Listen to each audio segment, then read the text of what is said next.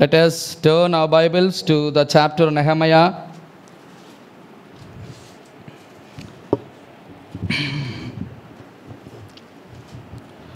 Nehemiah chapter 8 verse 6. Nehemiah గ్రంథము 8వ అధ్యాయము 6వ వచనం మనం చదువుకుంటాం. అందరం కలిసి చదువుకుంటాం.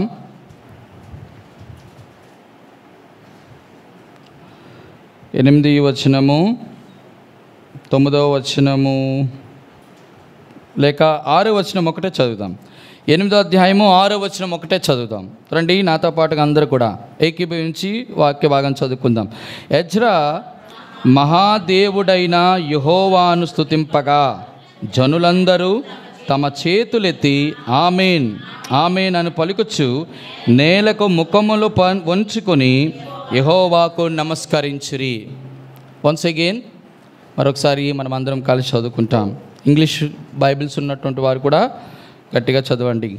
ఎజ్రా మహాదేవుడైన యెహోవాను స్తుతింపగా జనులందరూ తమ చేతులెత్తి ఆమేన్ ఆమేన్ అని పలుకుచు నేలకు ముఖములను వంచుకొని యెహోవాకు నమస్కరించిరి. ప్రార్థన చేసుకుందాం వాక్య సహాయం కొరకే. అందరూ కూడా బలహీనంగా ఉన్నవారు తప్ప మిగతా వారందరూ మోకరించండి. పరిశుద్ధుడైన తండ్రి, మహాగణుడా, మహోన్నతుడా, సర్వాధికారి, నిరంతర స్తోత్రార్హుడు అయిన మా ప్రియ పరలోకపు రాజా, నీకు వందనాలు. దేవప్రభ, మీరు అనుగ్రహించిన వాక్య వచనమును బట్టి మిమ్మల్ని స్తుతిస్తూ ఆరాధిస్తూ ఉన్నాం. కనికరించండి, కృప చూపించండి. బలహీనుడైనటువంటి నన్ను బలపరచండి నాయనా. బలిపీఠం మీద తీసిన నిప్పు నాయనా, ఆ కొరివితో ప్రభా నా గొంతును, నా పెదవులను, నాలుకను కాల్చి ప్రభా నీ మహిమ కొరకై ప్రభా వాడుకొని సంఘక క్షేమాభివృద్ధి మీకు మహిమను తెచ్చు ప్రభా. ఈ ఆరాధన పఠనాన్ని, ఈ ఆరాధన స్తుతిని ప్రభా దయచేసి జ్ఞాపకం చేసుకొని కృపను అనుగ్రహించమని, మీరే మహిమ ఘనత ప్రభావాలు పొందుకోమని, మాకు కాదు యెహోవా, మాకు కాదు నీ కృపా సత్యములు బట్టి నీ నామానికి మహిమను ఆరోపిస్తూ నజరేయుడైన యేసు నామములో ప్రార్థించి అడిగి వేడుకుంటున్నాం తండ్రి, ఆమేన్. నెహెమ్యా గ్రంథం 8వ అధ్యాయము 6వ వచనంలో మరొకసారి భాగాన్ని చదువుదాం. ఎజ్రా మహాదేవుడైన యెహోవాను స్తుతింపగా. మొట్టమొదటిగా ఎజ్రా అయినటువంటి ఈ వ్యక్తి ఎవరు? ఈ ఎజ్రా ఎవరు? ఈ ఎజ్రా 8వ అధ్యాయము 4వ వచనము. అంతటా శాస్త్రియగు ఎజ్రా ఆ పని కొరకు చాలు. ఎవరు ఎజ్రా? ఇక్కడ మనం చూస్తాం శాస్త్రి. ఆ శాస్త్రి అయినటువంటి ఈ ఎజ్రా ఏం చేసినాడు? ఏ దేవుడిని స్తుతించాడు? ఏ దేవుడిని స్తుతించాడు? ఈరోజు మన యొక్క ఆరాధన అంశం ఏంటంటే మహాదేవుడు. ఈయన స్తుతింపబడడానికి యోగ్యుడు. ఎందుకు అంటే మహాదేవుడు కాబట్టి. దేనికి మహాదేవుడు అనేటువంటి కొన్ని మాటలు మీకు జ్ఞాపకం చేస్తాను. ఎందుకు ఈయన మహాదేవుడు అనాలి? In English anybody of you please read the verse, chapter 8 Nehemiah verse 6. And Ezra blessed the Lord, the great God, and all the... See, it was written that he is not an ordinary God, he is a great God. గొప్ప దేవుడు లేక మహాదేవుడు అని స్తుతించారు. యేసుక్రీస్తు ప్రభు వారిని లేక తండ్రి అయిన దేవుడిని, పరిశుద్ధాత్మ దేవుడు, త్రియేక దేవుడిని మనము అలా స్తుతించాలంటే ఆయన మనం ఎరిగి ఉండాలి. ఏమని ఎరిగి ఉండాలంటే ఆయన మహాదేవుడని ఎరిగి ఉండాలి. అయ్యా, నీవు మహాదేవుడు ఎందుకైనావు? మహాదేవుడు అని స్తుతించడం కాదు, కానీ మహాదేవుడు అని మనం ఎరిగి ఆయన ఆరాధిస్తే, స్తుతిస్తే అందులో ఒక అర్థవంతమైనటువంటి ఆరాధన మనకుంటుంది. చూద్దాం ఏంటి ప్రభా ఈ మహాదేవుడు అని ఎందుకు అన్నారు? అసలు కొన్ని వచనాలు మీకు ఇలా జ్ఞాపకం చేస్తాను, చాలా శ్రేష్టమైన వచనాలను. కీర్తనల గ్రంథము 95:3 చదవండి. కీర్తనల గ్రంథము చూడండి ఆ మాట ఎంత బాగా రాస్తూ వచ్చాడో. కీర్తన గ్రంథం 95:3. యెహోవా మహాదేవుడు దేవతలు అందరికీ పైన. ఎంత అద్భుతమైన దేవుడు అండి నిజంగానా. దేవతలు ఉన్నారా లేరా ఇప్పుడు? అరే దేవతలు లేరు, ఆది లేరు, ఈరు లేరు అనడానికి ఎవ్వరు అనడానికి లేదు. దేవతలు ఉన్నారు. ఎవరు ఆ దేవదూతలు? క్షమించండి, ఎవరు ఆ దేవతలు? ఎవరు ఆ దేవతలు?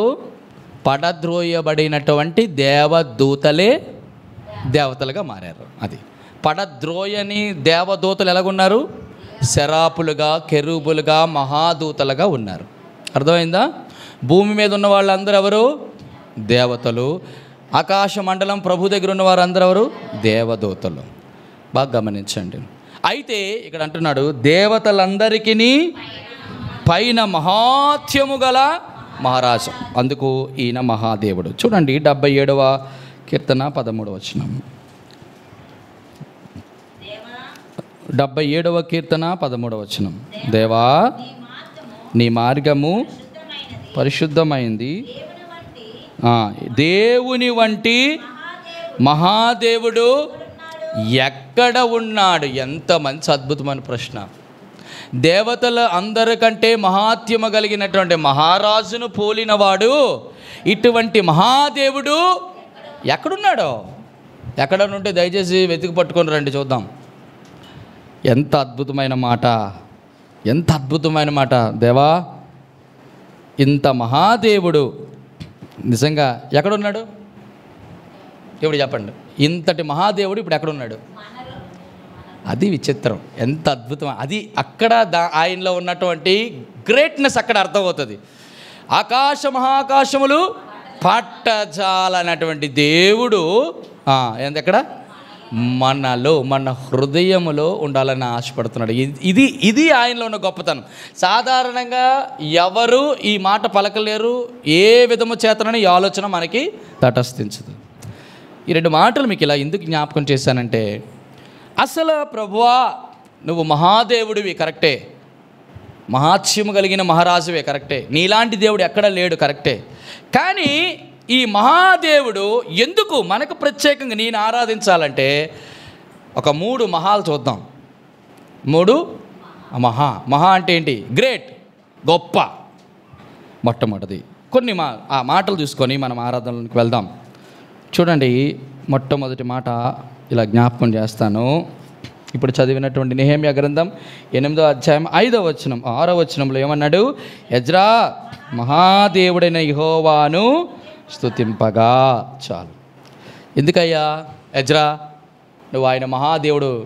పాత నిబంధనలో ఉన్న భక్తులందరి యొక్క ప్రత్యక్షత వేరు, కానీ మన ప్రత్యక్షత వేరు. వాళ్ళకు ఉన్నటువంటి ప్రత్యక్షత మనకు లేదా? మనకుంది, కానీ మనకున్న ప్రత్యక్షత వాళ్ళకి లేదు. అది విచిత్రం. పాత నిబంధన భక్తులకి క్రొత్త నిబంధన సంఘములు ఉన్నటువంటి తన వధువు సంఘానికి ఉన్నటువంటి ప్రత్యక్షత పాత నిబంధనలు లేదు. ఎలాగో చెప్తాను. చాలా చాలా అద్భుతమైన మాట. చూడండి, ఎఫెసీయులకు రాసిన పత్రిక 2వ అధ్యాయం 4వ వచనం చదివి పెట్టండి. కొన్ని జాగ్రత్తగా మనం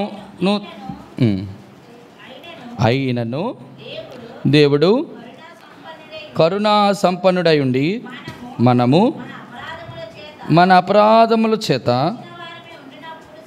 చచ్చిన ఉండినప్పుడు సైతము మన ఎడల చూపిన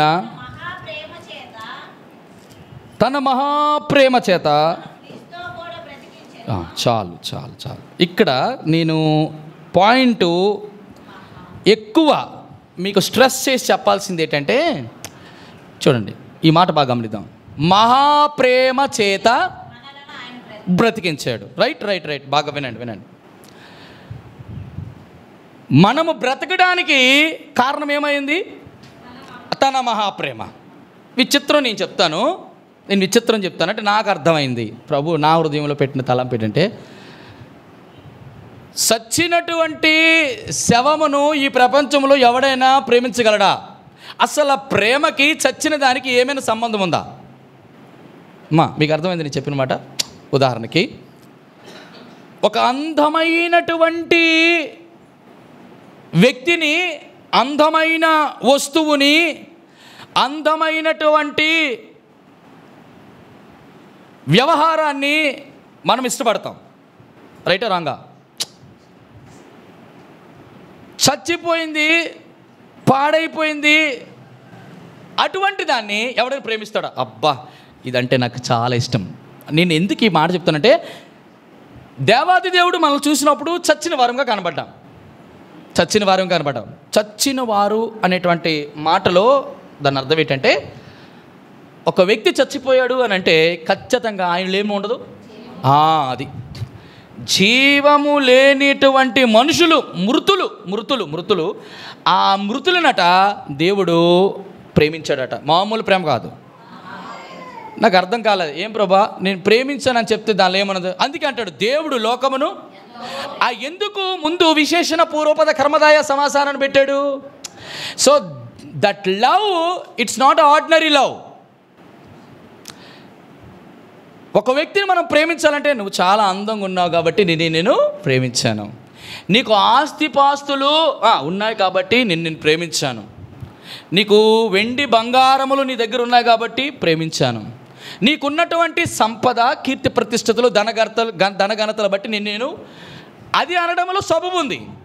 అరే చచ్చిపోయిన దానిని, చెడిపోయిన దానిని, పాడైపోయిన దానిని ప్రేమించే వాళ్ళు ఎవరు ఉండరు. అంటే నేను ఏమన్నానంటే, ఇక్కడ దేవుని యొక్క వాక్యం సెలవిస్తున్నమాట, వినాలి. చనిపోయిన దానిని ఎవరు ప్రేమించలేరు తెలుసా? మనుషులు ప్రేమించలేరు. ఏమమ్మా అంతేనా? మనుషులు చచ్చిపోయి, ఉదాహరణకి నాకు ఇష్టమైనటువంటి చచ్చిపోయిన దాన్ని ఇంకేం ప్రేమిస్తావు నువ్వు? నీకు ఇష్టమైనది చచ్చిపోయింది, అది చనిపోయిన దానిని ఎవరు ప్రేమించలేరు. అంటే నేను ఇక్కడ నా తలంపు ఏంటంటే, మానవులకి అసాధ్యమైనది దేవుడికి సాధ్యమైంది. ఎందుకంటే మానవులు ప్రేమించలేరు.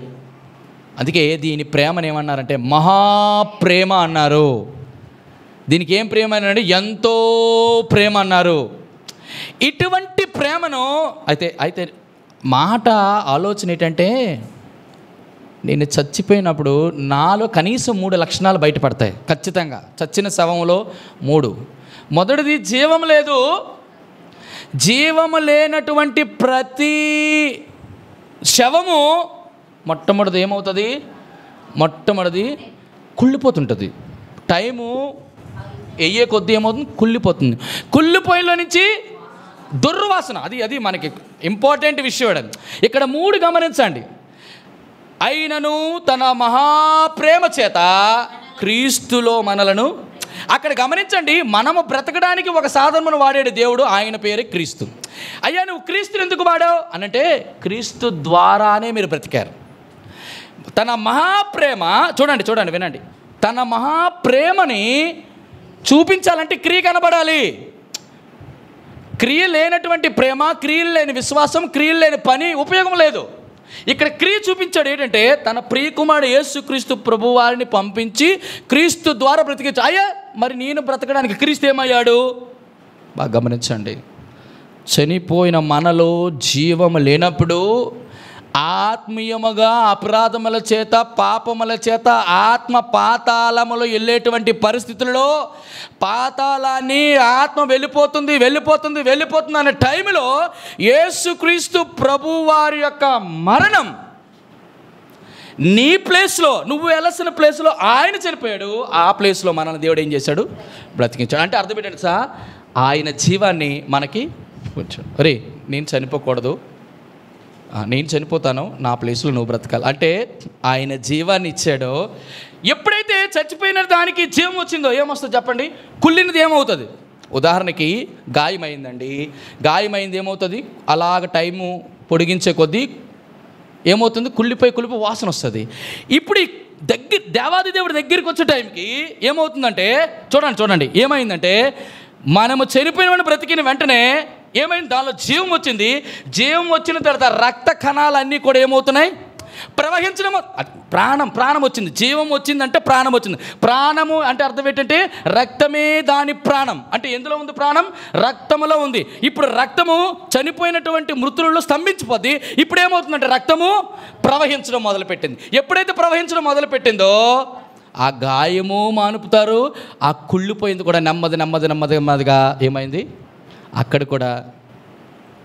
ఎఫెసీయులకు రాసిన పత్రిక 5:2 మనం చెప్పబడతాం. ఇప్పుడు కూడా క్రీస్తు మిమ్మల్ని క్రీస్తు మిమ్మల్ని ప్రేమించి పరిమళ సువాసనగా ఉండుట కొరకై మన కొరకు బలిగా అర్పణగా తన్ను తాను. అబ్బా, ఎంత మహాదేవుడు మనలో చూపించిన మహాప్రేమలో మొదటిది జీవమనిచ్చాడు, రెండోది ఏమొచ్చింది? కుళ్ళిపోవుట అనే మాట గురించి చూస్తామా? ఒక బాగా గమనించండి. శరీరం ఎందుకు కుళ్ళిపోతుంది చూడండి. అపోస్తుల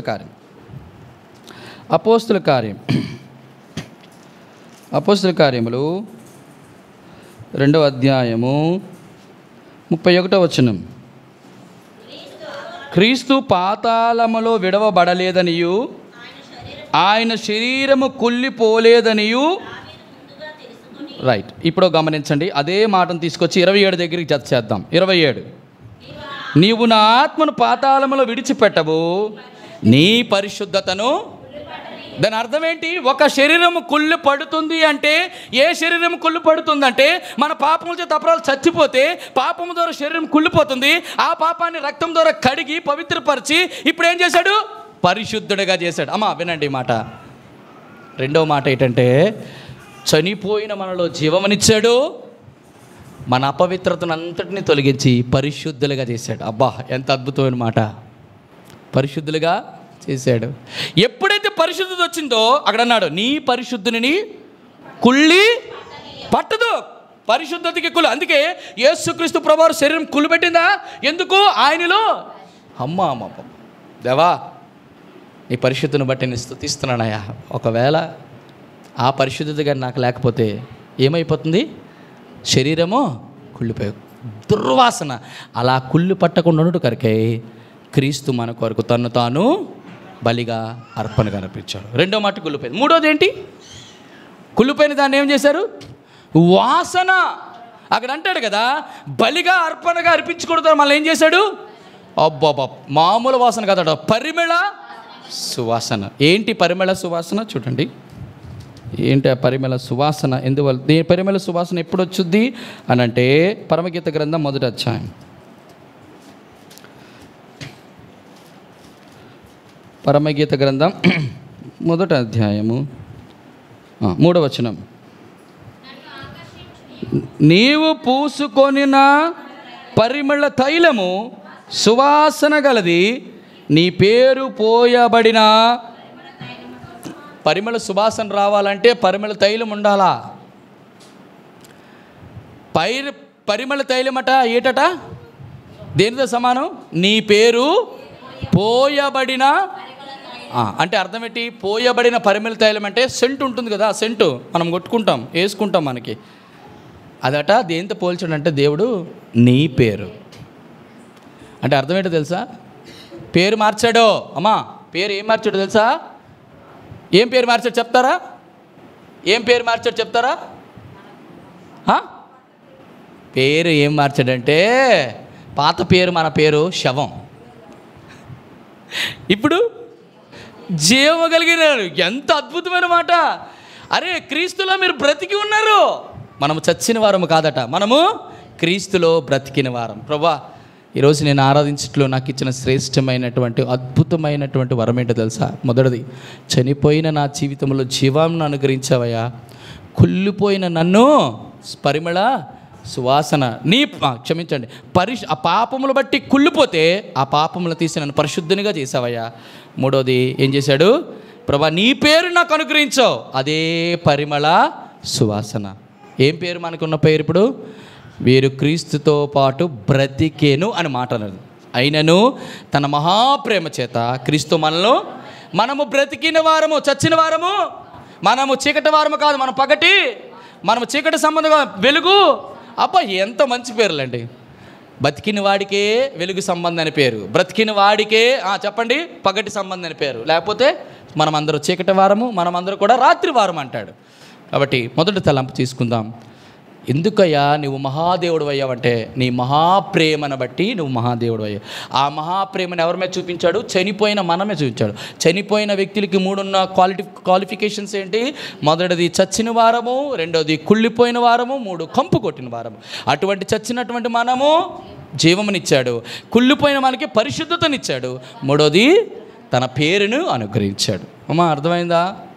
దీన్ని పానక్షంతో నెంబర్ 1 ప్రాణమునిచ్చాడు, పరిశుద్ధతనిచ్చాడు, తన పేరుని అనుగ్రహించాడు. మొదటి మాట. రెండో మాట చూస్తాం, సమయం లేదు కాబట్టి నేను త్వరగా వెళ్ళిపోతున్నాను. రెండో మాట, ఎందుకు ఆయన మహాదేవుడైనాడు. రెండో మాట చూస్తాం, కీర్తనల గ్రంథం 74:12. కీర్తనల గ్రంథం పురాతన కాలము మొదలుకొని దేవుడు నా రాజై ఉన్నాడు, దేశములో మహారక్షణట. Oh what kind of salvation it is? First one is great love, second one is great salvation. ఏంటట? ఎందుకు ఇది మహారక్షణ అయింది? చూడండి, చాలా అద్భుతమైన మాట. కీర్తన గ్రంథము 49వ అధ్యాయం 7వ వచనం. కీర్తనల గ్రంథం 49:7. ఎవడను చూడండి అక్కడ ఎవడను అన్నమాట. ఎవడను ఏ విధము చేతనైనను తన సహోదరుని విమోచించలేడు. అమ్మా చూడండి, అన్నయ్య తమ్ముడిని విడిపించవచ్చు, తమ్ముడు అన్నయ్యని విడిపించవచ్చు. దేని చేతన? కానీ ఇక్కడ అంటున్నాడు ఏ విధము చేతన తండ్రి చెప్పండి, తండ్రి కొడుకుని కానీ, కొడుకు తండ్రిని కానీ, అన్నదమ్ముడు అన్నయ్య తమ్ముడిని కానీ, తమ్ముడు అన్నయ్యని కానీ, అక్క చెల్లి కానీ, చెల్లి అక్కని కానీ, ఎవడును ఏ విధము చేతను అంటే అర్థం ఇద్దరేంటి కనబడుతున్నాయి. మొదటి ఎవడు అంటే it is impossible to any man in the world. ఈ ప్రపంచంలో ఎవడికి సాధ్యం కాదు. Number 1. Number 2, under any work. నువ్వు ఏ పని చేయి, నీ డబ్బంతా పెట్టు, నీ బంగారం అంతా పెట్టు, నువ్వు సంపాదించిన సంపాద్యం అంతా పెట్టు, కానీ ఒక్కటి మాత్రం నువ్వు చేయలేవు. ఏంటో తెలుసు? అది విమోచించలేడు. ఎక్కడి నుంచి విమోచించడం? ఎక్కడి నుంచి విమోచించడం? చూడండి, యెషయా గ్రంథం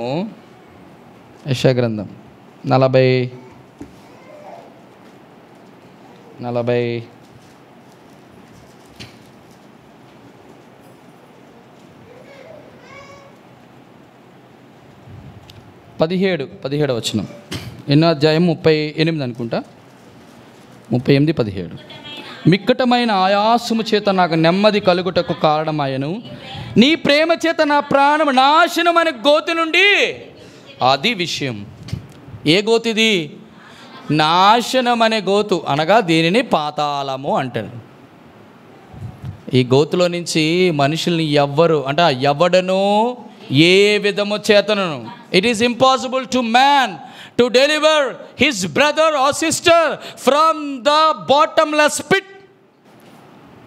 You cannot make your brother to rescue or to come out from the pit.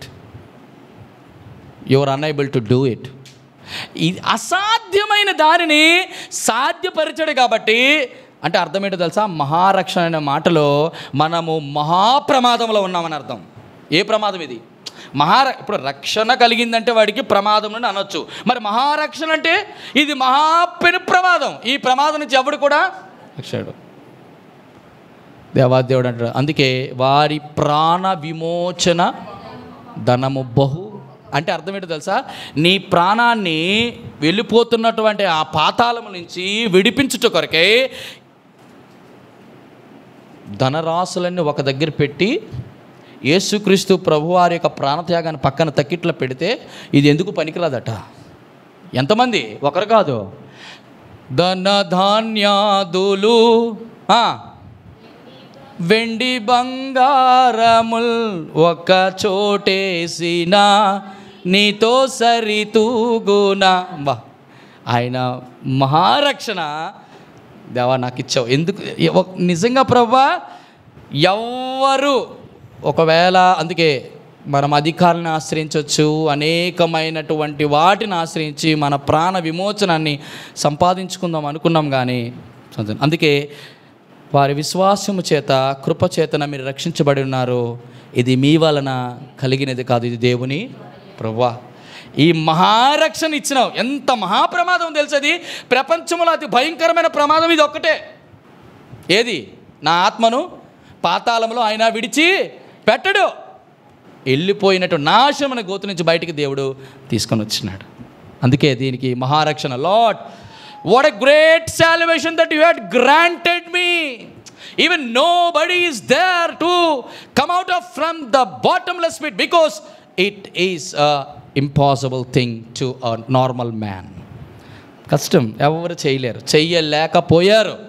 ఎంతోమంది వచ్చారు, ఎవరు చేయలేకపోయారు. అక్కడ ఈయన చేయడానికి ఏంటంటే, దా బయటికి అనలా అంటాడు. వారి కుళ్ళు చూడు, వారికి ప్రాయశ్చిత్తము అక్కడ రాయబడితే వచ్చింది. 49లో ఏమనుంది? ఏ విధము చేతనను నీ సహోదరుని విడిపించలేడు, కుళ్ళు చూడక నిత్యము బ్రతుకున్నట్లు. అది అమ్మా రక్షణ అంటే తుమ్మితే దగ్గితే ఊడిపోయేది కాదు. ఏంటట? నువ్వు నిత్యము బ్రతుకున్నట్లు వాని నిమిత్తం దేవుని సన్నిధిని. దేవుడు అడుగుతున్నాడు యేసుప్రభువారు, కుమారుడా నువ్వు వస్తే వచ్చావు, కానీ వారిని విమోచించాలంటే మాత్రం ఒకటే చేయాలి. ఏంటి? నీ ప్రాణం ఇచ్చేయాలి. రెడీయా అని అంటే ఎస్ మై ఫాదర్ అన్నాడు. తన ప్రాణాన్ని ఇస్తే కానీ ప్రాయశ్చిత్తం జరగాలి. ప్రాయశ్చిత్తంలో ఏముంది? తన ప్రాణమును అర్పించాడు. ప్రాణము, ప్రాయశ్చిత్తము, పరిహారాన్ని చెల్లించాడు. అందుకే పరిహారం అనే పేరు పెట్టాను దానికి. దాని ప్రాణ విమోచన ధనం ఎంతో ఆ పరిహారాన్ని తీరకట్లు ఉండవలసింది. దేవా, ఈ మహారక్షణ నేను పొందుకొనుటకు నేను అభాగ్యుడను, నాకు కాదు, అది నేను చేసుకోలేను. కాబట్టి నువ్వే నా కొరకు మహారక్షణ కలుగు చేసిన దేవానికి స్తోత్రములు. నా పాతాళం నుంచి నా ప్రాణమును విడిచిపెట్టకుండా బయటకు తీసుకొని వచ్చావు. అమ్మా, ఈ ప్రపంచంలోని నాకు ఒక్కొక్కసారి నిన్న జరిగినటువంటి ఆ ఫ్లైట్ యాక్సిడెంట్లో చూసినప్పుడు నాకు అనిపించింది, సింగిల్ నిజంగా దేవుని యొక్క జస్ట్ కనీసం ఏమీ కాలేదు, ఇంకా వెళ్ళలేదు, రీచ్ అవ్వలేదు, డెస్టినేషన్కి వెళ్ళలేదు, ఇలా టేక్ ఆఫ్ అయింది. ఇమీడియట్గా చనిపోయారు.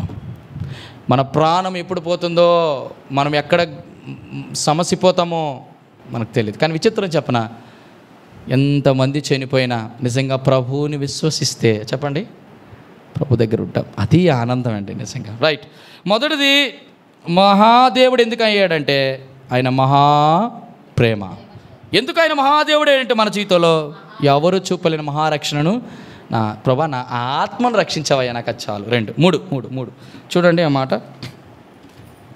నెహెమ్యా గ్రంథం 12:43.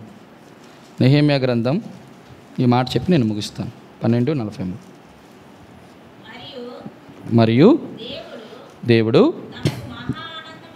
చూడండి, దేవుడు తమకు మహానందము కలిగి చేసినని ఆ దినమునే వారు గొప్ప బలులను అర్పించి సంతోషించిరి.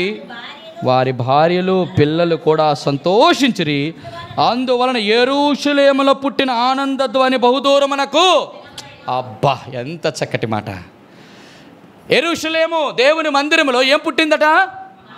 రోదన ధ్వని కాదు, ఆనంద ధ్వని. ఎందుకంటే దేవుడు తమకేం కలుగు చేశాడు? ఏం కలుగు చేశాడు? a great joy.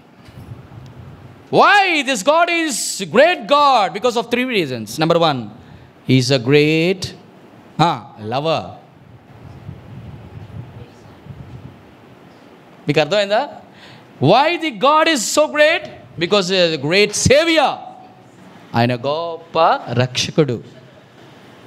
మీరు అనొచ్చు, మహారక్షకుడు ఆయన పేరుందా? ఉంది. తీతుకు రాసిన పత్రిక చూడండి, ఆ మాటని ఎంత చక్కగా రాశాడో. తీతుకు రాసిన పత్రిక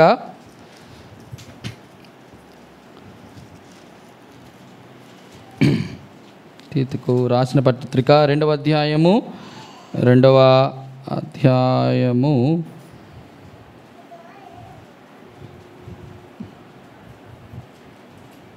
13వ వచనం.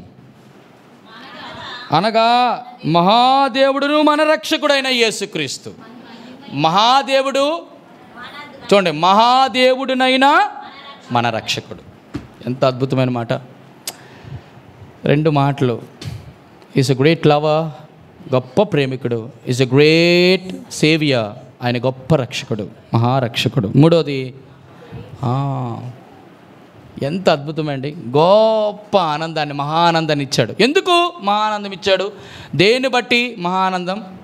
నేను ఎప్పుడు చెప్తుంటాను కదా, ఎప్పుడు కూడా ఈ ఆనందము నేను చెప్తాను ప్రతిసారి కూడా, ఆనందము అనేది ఒక్కసారి వస్తే అది వెళ్ళిపోదు.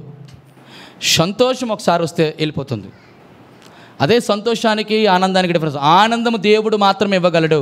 ఆనందము పరిస్థితులను బట్టి, వ్యక్తులు బట్టి, వస్తువులు బట్టి, వ్యవహారాల బట్టి, పద్ధతులను బట్టి, ప్రణాళికలను బట్టి మారిపోదు.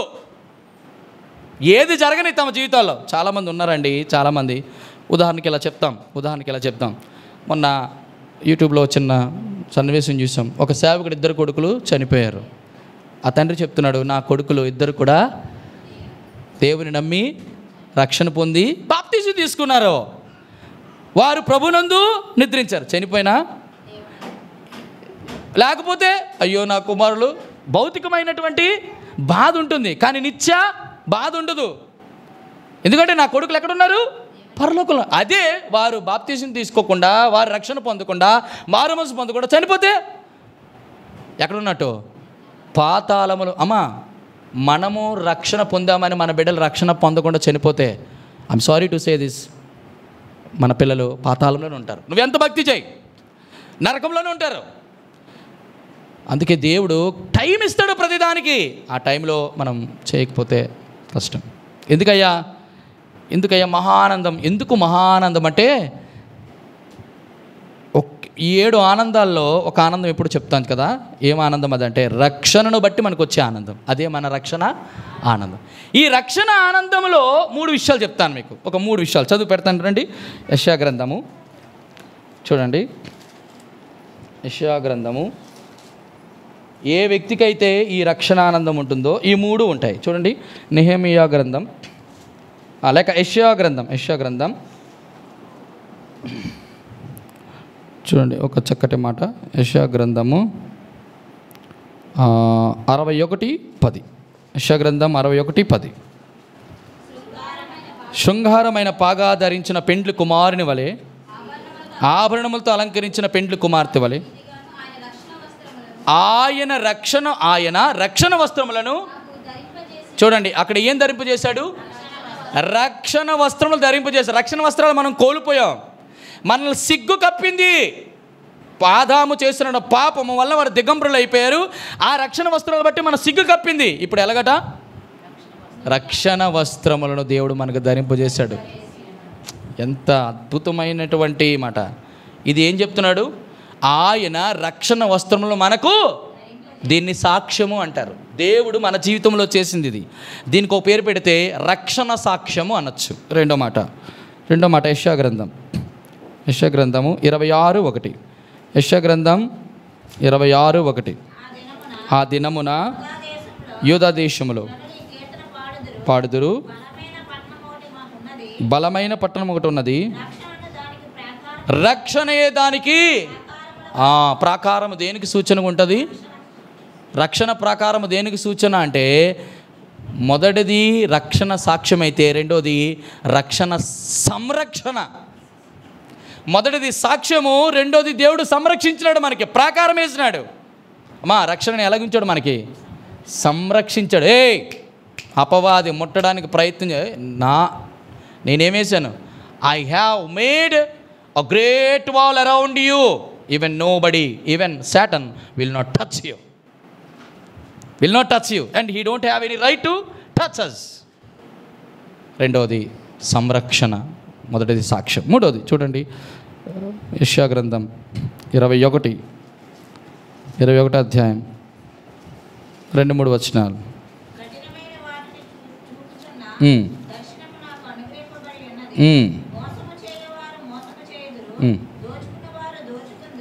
21 21